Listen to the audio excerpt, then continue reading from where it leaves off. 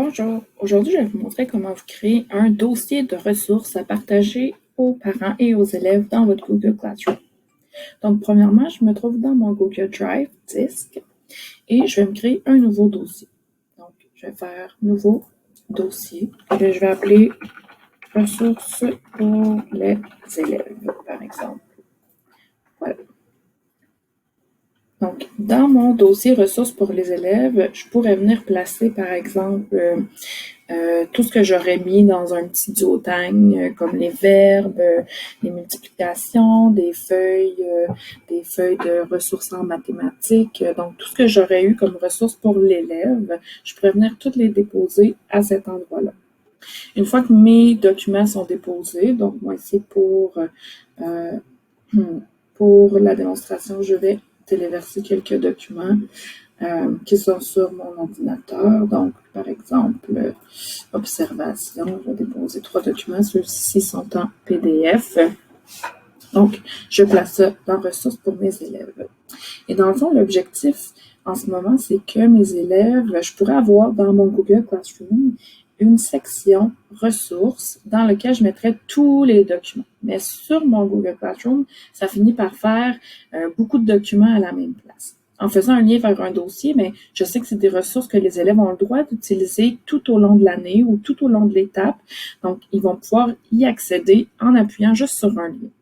Pour créer ce lien-là, ce que je vais faire, c'est que je vais aller dans le titre ici, ressources pour mes élèves, et moi, je veux obtenir un lien de partage.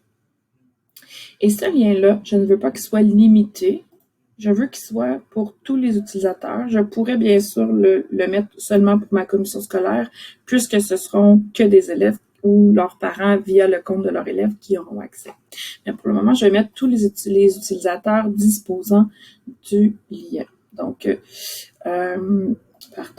tous les utilisateurs disposant du lien et je ne veux pas qu'ils puissent le modifier, donc je veux seulement qu'ils puissent le lire. Donc, ils seront en lecteur uniquement. Alors, je vais copier ce lien-là. Ensuite, je vais me diriger dans mon Google Classroom. Donc, moi, je suis enseignante, par exemple, du groupe 333. Dans Travaux et devoirs, je vais venir me créer un thème. Et ce thème-là va s'appeler Ressources. Ajouter. Et dans mon thème ressources, je vais mettre documentation. Et ça pourrait être ressources en maths ou ressources en français ou ressources tout court, ressources étape 1.